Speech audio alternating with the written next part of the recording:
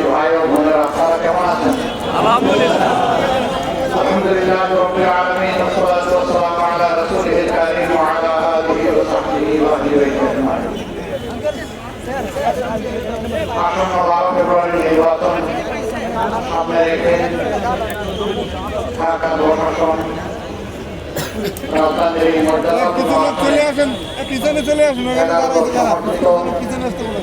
বাংলাদেশ জামাত ইসলামী মনোনীত সংসদ সদস্য পদপ্রার্থী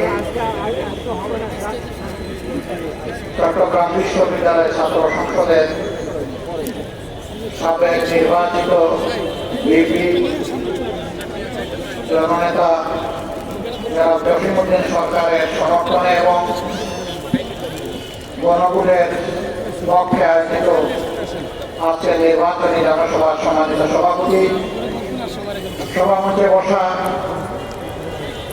11 দলের সম্মানিত নেতৃবৃন্দ, ওলামা হযরত, শহীদ পরিবারের গর্বিত সদস্যবৃন্দ, জুলাই যোদ্ধাবৃন্দ, ধানমন্ডি এলাকার ভাই ও বোনেরা, সাংবাদিক বন্ধুগণ, আমরা আল্লাহ তাআলার শুকরিয়া আদায় করছি।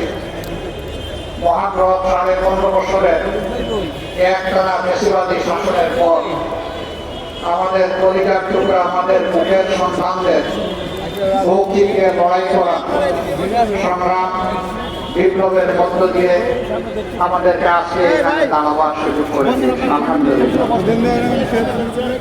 5 আগস্ট 24 সালের এই পরিবর্তন, এই বিপ্লব না হলে আমি এখানে দাঁড়াতে পারতাম না, আপনারাও এখানে এইভাবে বসতে পারতেন না।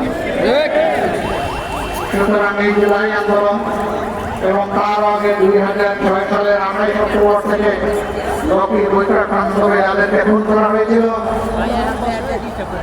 তৎকালীন ফ্যাসিস্ট সরকার ক্ষমতা আরোহণের মাত্র 1.5 মাসের মাথায় আমাদের সম্মুখে অবস্থিত পিলখানায় 57 জন সামরিক অফিসারকে যেভাবে নির্মমভাবে পরিকল্পিতভাবে খুন করা হয়েছিল, পরবর্তী পর্যায়ে বিচারের নামে চরম অবিচার করে জামাত ইসলামের নেতৃবৃন্দকে যেভাবে খুন করা হয়েছে, অন্যান্য দলের নেতৃবৃন্দকে খুন করা হয়েছে, কর্মীদেরকে খুন করা হয়েছে, আলিম উলামাকে খুন করা হয়েছে এবং হাজার হাজার মামলা দিয়ে, লক্ষ লক্ষ মামলা দিয়ে কোটি মানুষকে তারা নির্যাতন করেছে।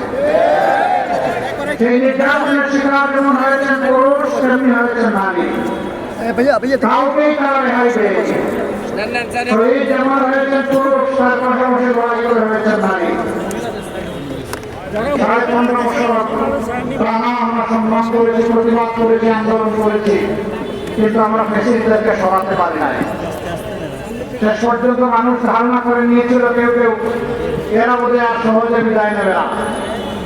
সম্ভবত 41 সাল পর্যন্ত এরা দাঁতে কামড়ে গায়ের ধরে জাতির ঘাড়ে বোঝা হয়ে থাকবে, কিন্তু আল্লাহ তাআলা কোন ছায়াগুনের মালিক, আল্লাহ তাআলা ক্ষমতা দিয়ে পরীক্ষা করেন, যারা ব্যর্থ হয় আল্লাহর প্রতি বিদ্রোহী হয়ে উঠে আল্লাহ তাদেরকে শাস্তির মুখোমুখি করেন।